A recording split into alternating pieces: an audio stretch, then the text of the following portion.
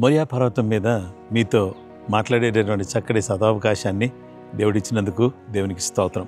ఈ పర్వతం మీద అబ్రహాము తన కుమారుడైనటువంటి ఇస్సాకును బలిగా అర్పించాడు. అర్పించినటువంటి టైంలో దేవుడు ఏం చేశాడంటే, నీ కుమారుని కాదు, అదిగో ఆ పొదలో ఉన్నటువంటి ఆ పొట్టెల్ని తీసుకొచ్చి నాకు అర్పించు అని చెప్పాడు.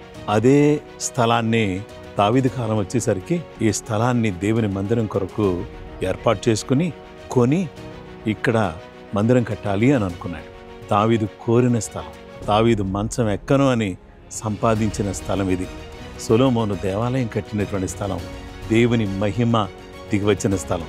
యేసుక్రీస్తు ప్రభువారి కాలంలో జరిగినటువంటి విషయం ఏంటంటే, ఈ మందిరాన్ని శుద్ధి చేసి ఇక్కడ నా మందిరం సమస్త జనులకు ప్రార్థనా మందిరం అని చెప్పాడు. కనుక ఈ స్థలం ముందు చేయబడే ప్రార్థనల మీద దేవుని కనుదృష్టి నిలుచును అని చెప్పాడు.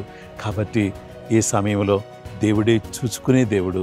ఈరోజు మీకు ఏ విధమైనటువంటి ప్రార్థన అంశాలున్నా, కోరికలున్నా, యేసయ్యా మా ప్రార్థన ఆలకించే దేవుడు నీవు, నీ సహాయం మాకు దయచేయండి అని చెప్పగలిగితే నిశ్చయంగా దేవుడు మిమ్మలను ఆశీర్వదిస్తాడు, దీవిస్తాడు.